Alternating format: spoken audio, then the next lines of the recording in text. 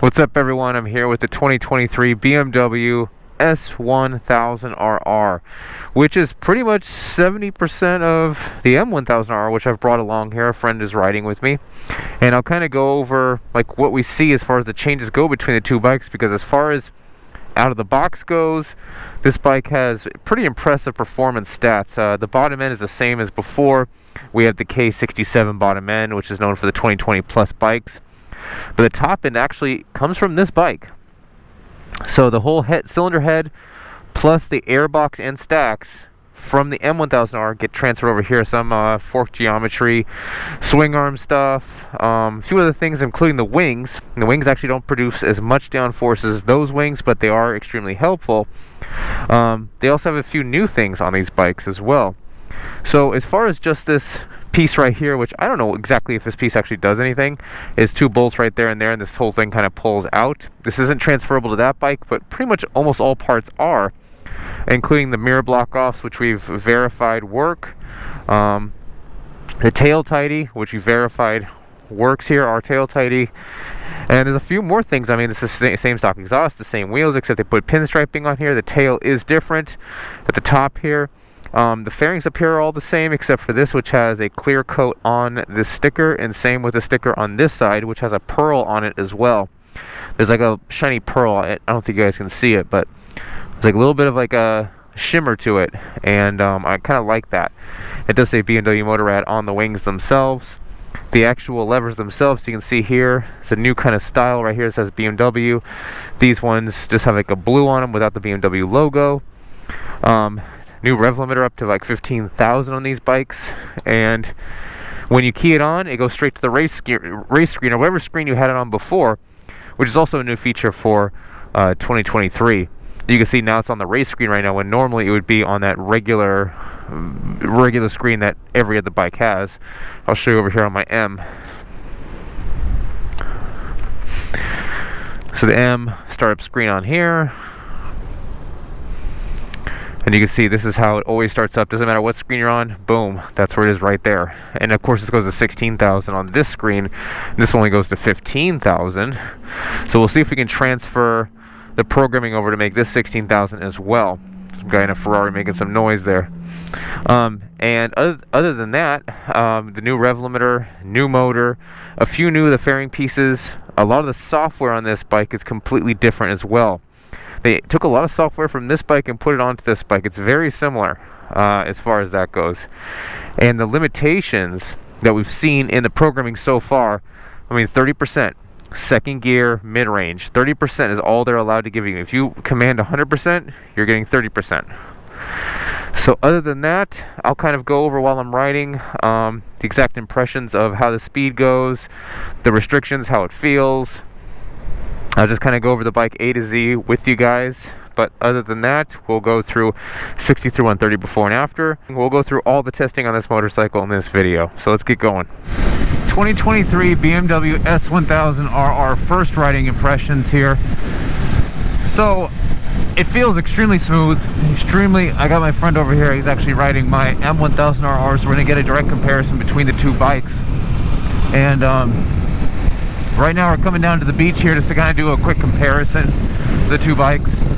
And basically this thing from the start and the get-go, it feels very smooth. It feels like an M1000RR out of the box. The factory restrictions are absolutely absurd on the 2023. We're talking 30% in the mid-range for second gear. We also have restrictions in third, fourth, and now fifth, when before fifth was kind of a non-restricted gear. There's also restrictions on the top end of the bike for the US models. 70% throttle up top. So there's a bunch of restrictions on this motorcycle. I mean, a lot of restrictions right now on this motorcycle. It's like a must to flash it. Second gear is a joke to roll into. Let me give you an example here. Here's second gear, here's everything. Everything right there. See, there's no acceleration. When it hits 9,000 RPM, it's a burst of power just like the previous years. But then it rolls off up top too. So I can imagine the 60 through 130 is going to be extremely slow here. The shifting on the bike is extremely smooth. Downshifting, There's almost like no upset and balance whatsoever. It's probably the cleanest shifter stock I've ever felt on an S1000RR. And that reminds me a lot of the M1000RR. You see my friend riding right there, that's my bike. So we're just doing a kind of a quick comparison here, there, and all that kind of fun stuff. This flat spot though is like the most horrible thing known to man, I think. It's ridiculous. And with how quiet this bike is with the stock exhaust, I mean, we have the same exhaust.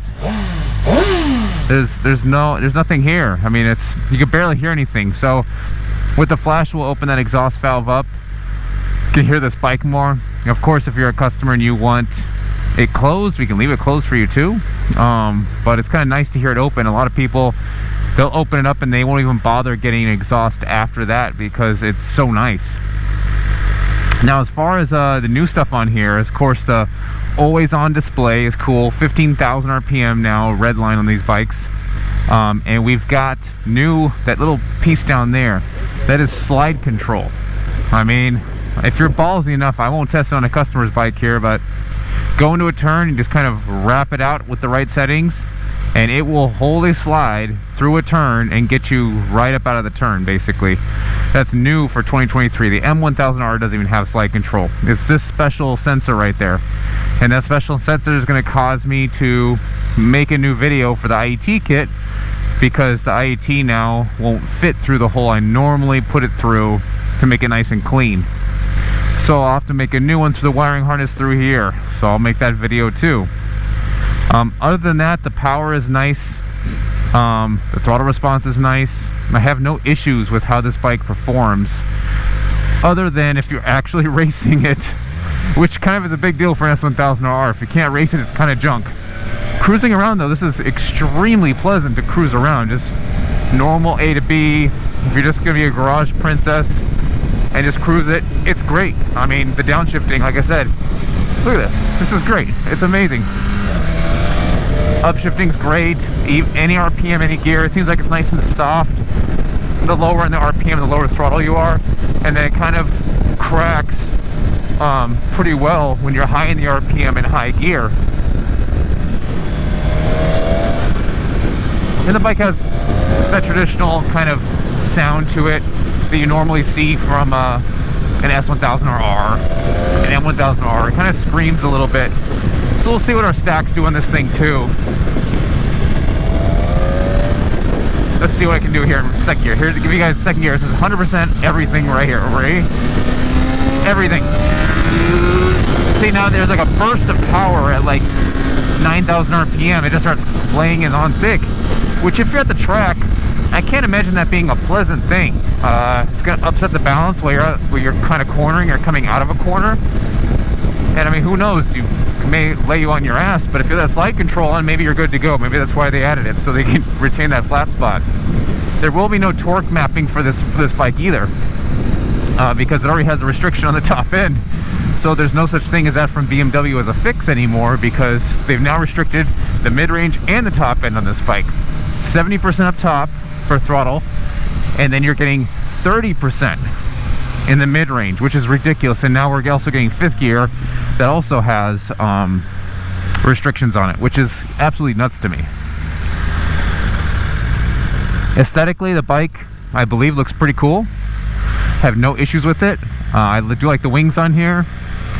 Yes, they're not carbon fiber, they are plastic, not like the M1000, but everything else is great, man. I like the early on screen thing, and just shifting this low RPM using the auto blipper, the quick shifter. I mean, look at this, it's seamless. I like it. It's really nice, just putt around bike the way it sits. But like I said, if you actually want to race the bike, I would de-restrict it, because it's kind of laughable when you're getting beat by pretty much stock cars and bikes and all kinds of stuff that shouldn't be competing with this bike whatsoever.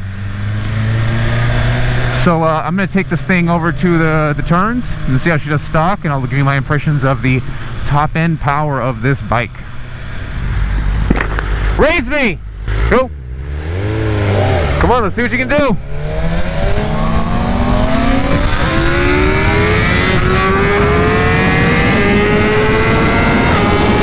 Damn! 1, 2, 3.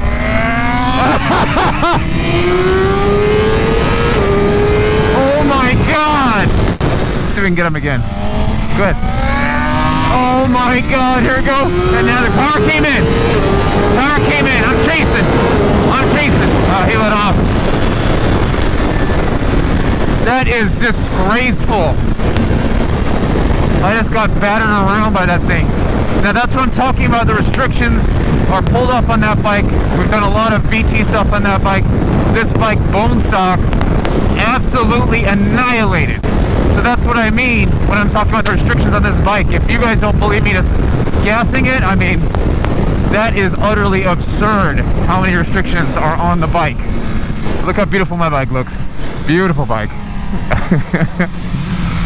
So let's get over the turns here, but that was a good comparison. Alright, so let's test this top end RPM. See how it actually feels when you're supposed to be racing it. The bike's kind of gutless. Oh wow, brakes are really good. I like the brakes. Initial bite is nice. Oh my God, I gave it everything in second gear. Check this out. If it's like I go through second gear, here we go, everything. Oh my God, there's nothing there. It's almost like you have to go out either another gear almost. There's nothing here. There it goes. Okay. It gets scary when it finally piles on the power. Kind of not fun at all. So everything right there, it doesn't feel like much. Going to the turns still feels really good actually. There's no power. I'm giving it everything when I'm coming out. Ooh, almost got a squirrel there, but he got away. Wow, this is pretty amazing how okay, so down low the bike does feel good, but I can't really, I mean, second gear I can't get out of a turn. I just didn't finish a turn at all. Here it goes. There we go. Now the power finally piles on at about like 100 miles an hour, and it piles on. So if I'm going through a turn and I'm trying to get, yeah, it's kind of scary. Yeah, it doesn't like that so much.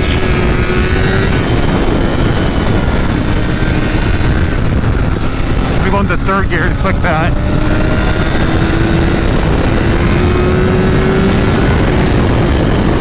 Crest pretty well. Flip the tire hair in that crest. Through second here. The second's the problem child. Like, there's nothing, everything out. There, see, it comes up, brings the tire up, everything. So no, everything is great on this except for the fact that I can't get an even throttle in second gear or third gear or fourth gear whatsoever. Like there's nothing here. Nothing. There it goes. When you saw that when we were racing the two bikes, it's just this dead spot that is deader than dead. It's crazy how dead it is.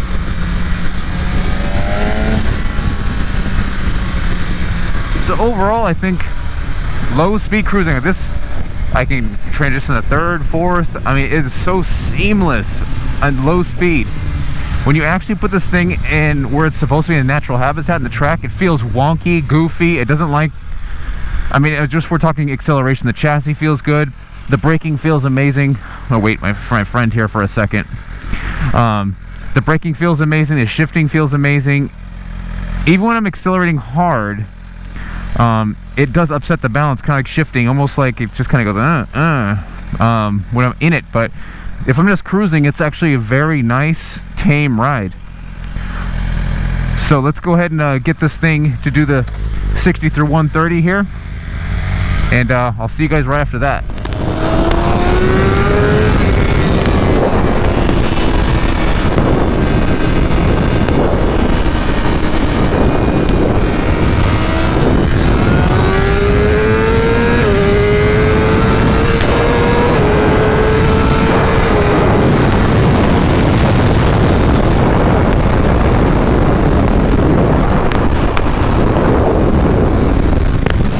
Nice little Supra pulling up on me.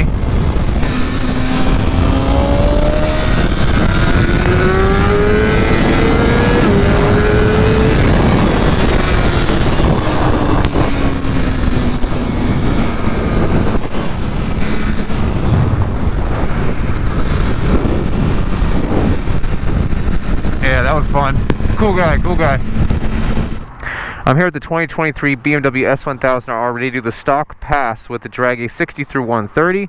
So we got it right there, and in case I got enough space, I got 100 through 150. Now, with how horrible this second gear is neutered, you're going to think I'm messing around, but I'll give it everything. But you'll see it just kind of lays on a flat spot there on the top end, or sorry, in the mid-range, and there's one at the top end too, so pay attention here. Let's go!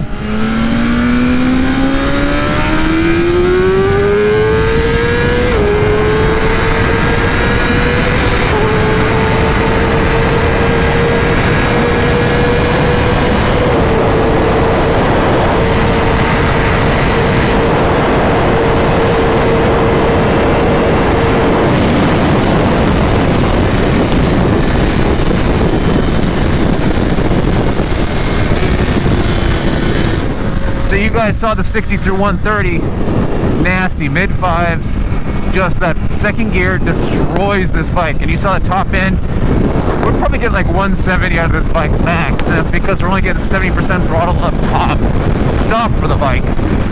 Raced a Supra on the way over there, and you can see the Supra, even stock as this bike is, left the Supra, but that second gear flat spot, put up a little bit of a fight for a second, then it came on.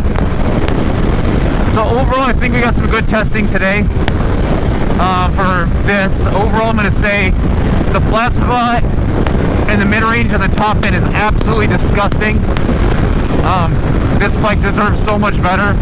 The braking's great, the chassis is great, the way it feels great, even low speed riding, the quick shifter is the best I've ever felt in an S1000. Everything's amazing except for how the bike actually performs. As far as acceleration goes, for actual top end stuff, and when you're going full throttle, that's where this bike sucks.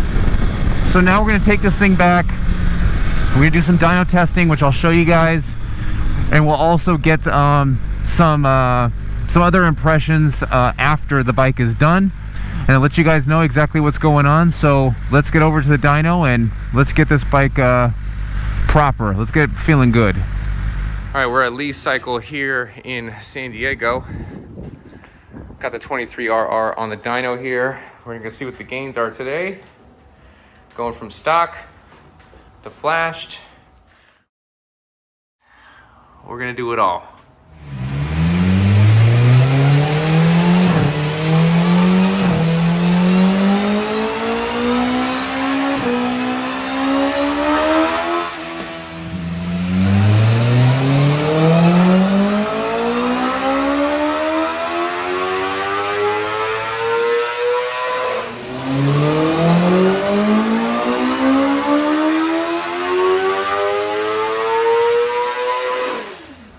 Hey guys, it's Bren with BT Moto. We got a 2023, the first one we believe on the dyno, US spec that we have reverse engineered and tuned today with some excellent gains. This bike, as you've seen in our other videos, has a new engine, new ECU, new airbox, plenty of exciting things on the electronic side to make a better motorcycle. And today we get to see that not only is it neutered more than the previous years, it makes more power than the previous years when unlocked. So the most important thing about this motorcycle is obviously the new engine components, but the electronics limit the throttle not only in the second, third, fourth, fifth gear mid-range like before, but also in the top end.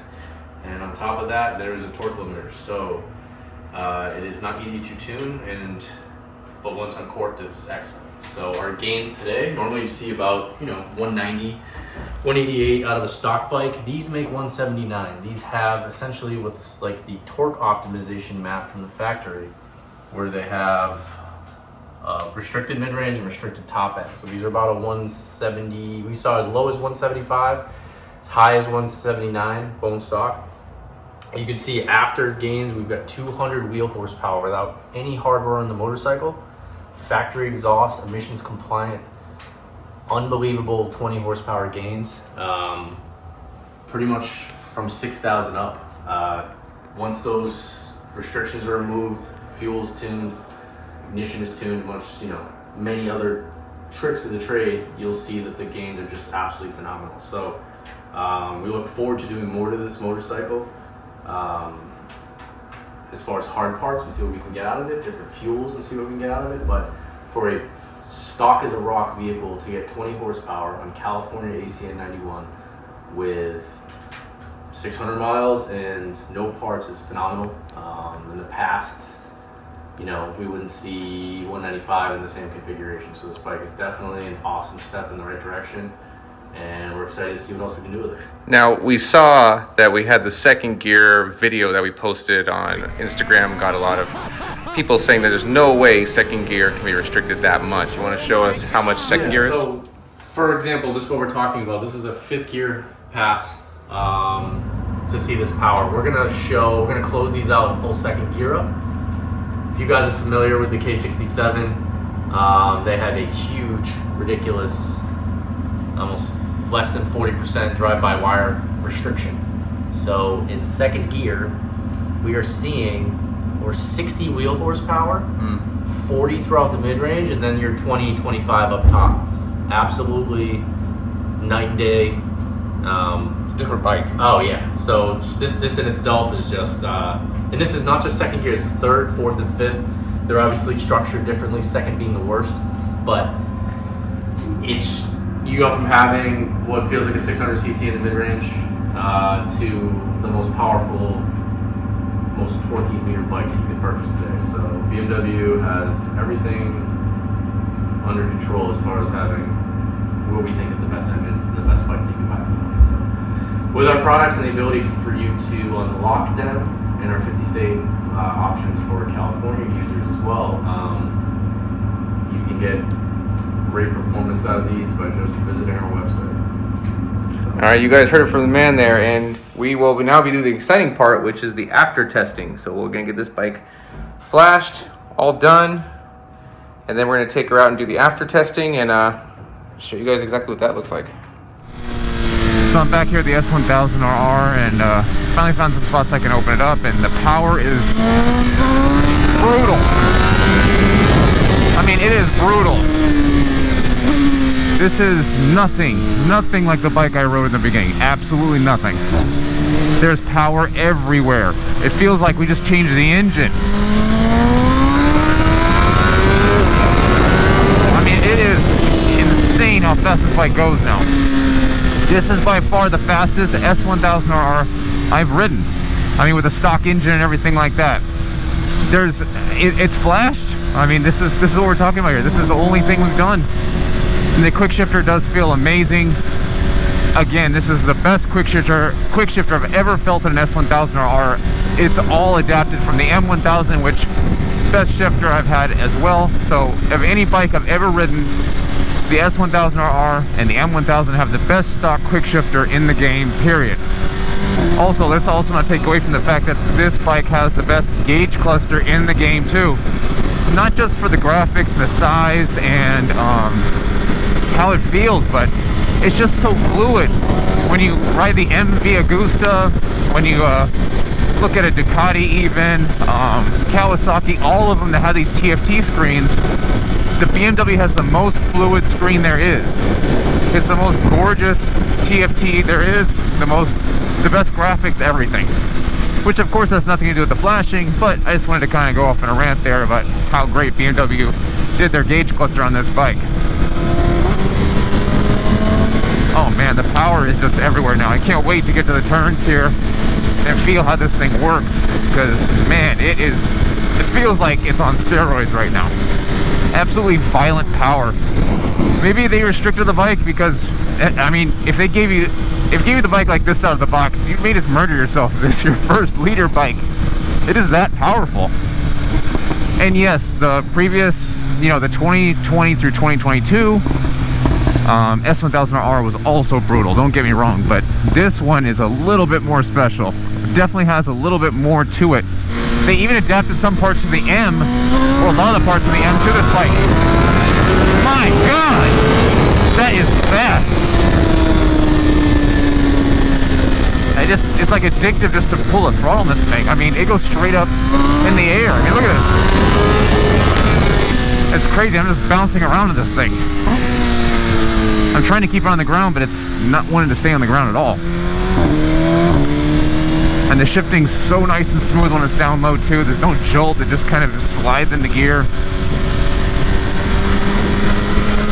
definitely a massive difference. I can't wait to get to the turns right now. So back to the parts on this bike. This is 70% an M1000. They've adapted the fork telemetry, has been changed, it's been moved out a little bit in degree. That actually extends the wheelbase of the motorcycle. I don't know, maybe about somewhere like an inch or something, like, not even, maybe a little less than that, whatever. But it definitely makes the wheelbase a little longer. When you make the wheelbase a little longer, the bike becomes more stable in turns, but it does become a hair less flickable, meaning left and right. The response of it gets a little more dull the further out you make the wheelbase.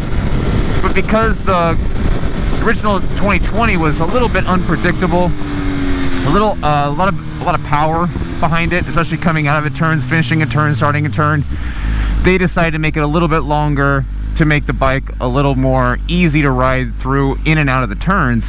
Couple that with the slide control that we have here now, and I mean, if you trust this bike enough, you can go into a turn definitely a little bit sideways and come out a little bit sideways and come out on the back tire. But that's if you really trust the bike, which I don't trust it enough to try that stuff. I'm not that good of a rider. I wish I was though.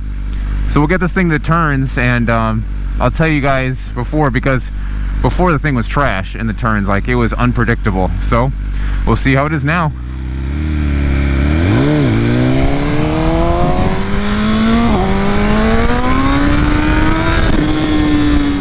Alright, out here in the turns, let's see what this bike can do with the 1-inch kit and the Flash. Let's see if it gives me a little more confidence. Acceleration's definitely a lot more predictable right off the bat.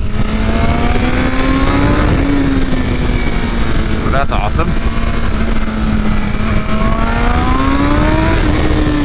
Yeah, a lot more predictable. When before it was a big flat spot and the power just wadded on. Didn't know what to expect. Now you know what to expect. And that's a big positive change. The 1-inch kit doesn't seem to be hindering anything. Downshifting is great. The new engine braking in this model is absolutely fantastic. Comes out of a turn like a champ. Goes into a turn like a champ. Everything like a champ at this point.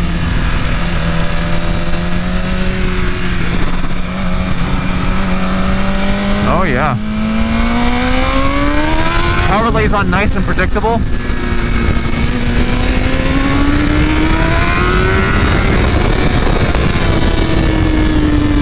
Awesome. This is so much of a change from the stock. I mean, it's absolutely crazy how much of a change it is.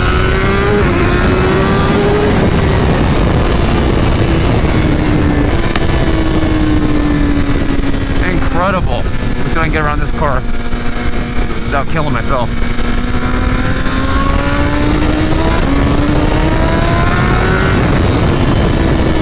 Just amazing. The engine is so powerful. This bike really is the Swiss Army knife of sport bikes. I mean, it has brutal power, and I mean brutal. The turning is just awesome for anyone, whether you're an expert, a novice. This thing can really lay into a corner. The braking is great. I don't care what people say about these Nissans. They really are great brakes. Oh yeah, back gets a little tighty. Even mid-corner shifting, not bad. I have no complaints here at all.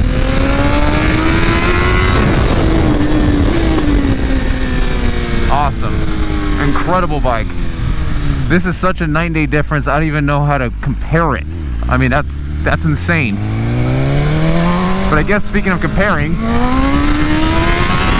we should take you guys to the 60 through 130 video, because that's an interesting one.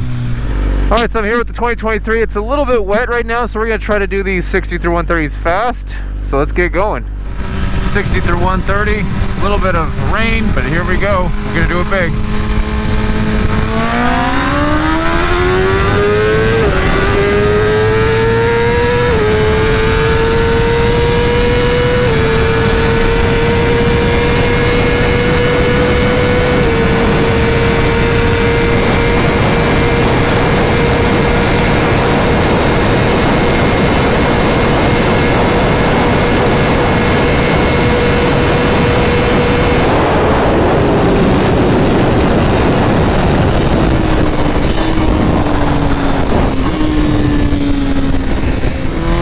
and you guys saw it.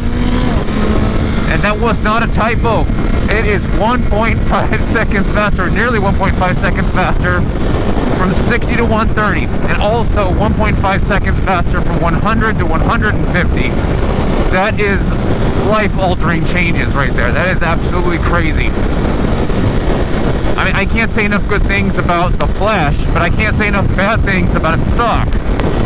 So the Flash really just kind of de-restricts everything off the motorcycle, puts the bike in a full-time closed-loop tuning. I mean, the bike tunes itself for elevations, different atmospheric conditions. The bike will actually target a specific lambda value and nail it every single time using the factory wideband system. That's why the BMWs have 4 O2 sensors. The 2 upstreams are wideband, the 2 downstreams are narrow bands. They monitor the upstreams. It's just, it's a great technology that I think all bikes should be adapting. I've seen widebands on MV Agusta. It's starting to trickle down. So hopefully everyone kind of takes this technology for the widebands and makes, you know, fine-tuning, dyno tuning absolutely irrelevant after this. Because then all you'll need to do is target that value, and as long as your sensors are working, it nails it every single time. A lot of people have been asking about the video, the K67 racing the K66, so the S1000 versus my M1000. They want to see the after video. I did one of those too, so let me post that up, or let me show you that really quick. I'm going to try this race again, the M.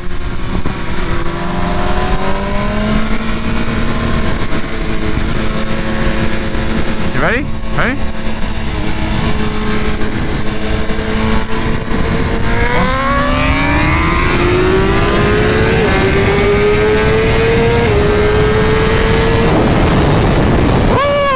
Yeah, that was closer.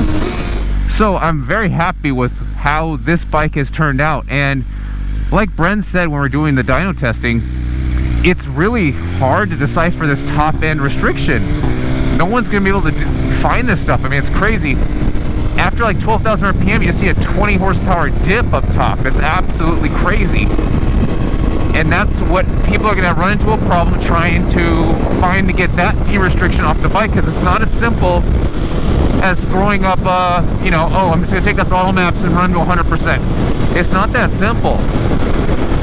It's really more complex to find that one de-restriction, which loses so much up top. I mean, you saw the video where I'm comparing the two.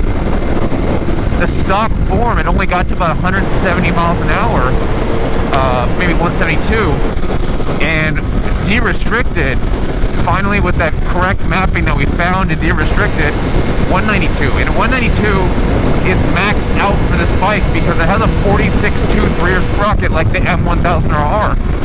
So that's as much as the gearing will allow that bike to go. So we're going to try to, on ours, we're going to put a 43 tooth on it, and we're going to try to stretch its legs a little bit more. Get around this guy. So again, extremely pleased with the stage 1 flashing on this. The bike was extremely disappointing stock, and I mean laughably slow, to the point where I was laughing racing the M1000 going, is this real? I mean, I think even a 600 would give this thing too much of a fight, you know? But after, it's like a completely changed bike. It's crazy. And like I said, I would recommend the Flash before an exhaust, because with the exhaust, these new exhausts are so efficient that you're really not getting much up top. You're getting that little mid-range bump from getting rid of the turtle shell, but it's not crazy as far as the improvements go. The Flash is the craziest improvement you're going to see on this bike, period. And then opening that exhaust valve up, that's going to improve the sound of the exhaust. So you may be happy with the exhaust after that. You may just want to leave it stock. If you don't, then that's fine. Swap it out. The full-time closed-loop system that we enable on the bike with our tuning, it's going to adjust for that exhaust. It won't do that stock. So don't think that you just throw a pipe on their stock and it's like, oh, it's good, it's going to adjust. No, we actually enable that with our tuning for full time. Stock on the bike, it only runs a certain amount of time. It doesn't run under certain conditions. We make it runs all the time and always adjusts. So that's another big change, another big feature that only we provide. So to wrap things up here, let's go line by line here. So obviously de-restricting the throttle, best thing you can do for this bike. This Flash is the best thing the best modification as far as performance goes for this bike you're going to do, period. You will not see anything close to the improvement you're going to get from the Flash on this bike. Nothing. Lowering the bike, the 1-inch kit that we have in it right now, it doesn't hurt the bike as far as turning goes, still feels balanced. I will say the bike does feel a little more lazy diving into turns with the lowering on it. Not so much that most people would even notice. I would say it would take a person that's very seasoned with riding to notice that there is a sluggish feel to the bike when it just flips over. It still feels very balanced. It just doesn't dive as fast as it normally would. And of course you can always fix that with tire sizing if you change tire heights and stuff like that, but that's if you're a serious track person that just can't get your feet on the ground. Me, I never have a problem. My feet are always flat on the ground. Even stock, this thing's flat on the ground. I can ride a GS 1250, my feet are flat on the ground. I'm over 6 feet tall, so I don't have this issue, but I know shorter riders, when you're sitting there and you're like on your tippy toes and you're on gravel almost, I mean, all it takes is one little slide and the whole bike's out from under you. So the 1-inch kit is great. Actually, I like it. It gives the bike a little more of an aggressive look. I think it's awesome. The Flash itself, like I said, de-restricts the bike. It enables a full-time closed loop. We do a lot of features on there you can check out on the product page. Other than that, we have our mirror block off, so you have the new logo on there. We have our tail block off, like I said, the 1-inch kit. We have a lot of parts and even velocity stacks available for this motorcycle. And other than that, I think that wraps up this bike in a nice pretty bow. I'm very impressed with the 23. I will say that if you have a 20 or a 21 or a 22, the 23 is actually a worthwhile upgrade. I gotta say, I'm not normally that person either that's gonna sit there and say, oh yeah, upgrade the bike, you know, it looks the same, just has wings on it. There's a lot of changes to this bike. If you're the serious track guy, that slide control thing is absolutely nuts, along with the 70% of this bike being M with the new forks, the new fork geometry or telemetry they changed. It's kind of a different chassis setup compared to a regular S, or sorry, the older S. And if you're a guy that likes to go fast, man, the head design, the airbox and everything, this bike is definitely the most powerful out of the box that I've ever ridden. Especially with the new quick shifter, the new electronics. I mean, this bike is the complete package. It may look almost the same, but it definitely feels a lot different. And I think that's going to do it for our review here on the 2023. Love this bike. I think everyone should get one. It's the Swiss Army knife of bikes, honestly. Great bike. See you guys in the next one.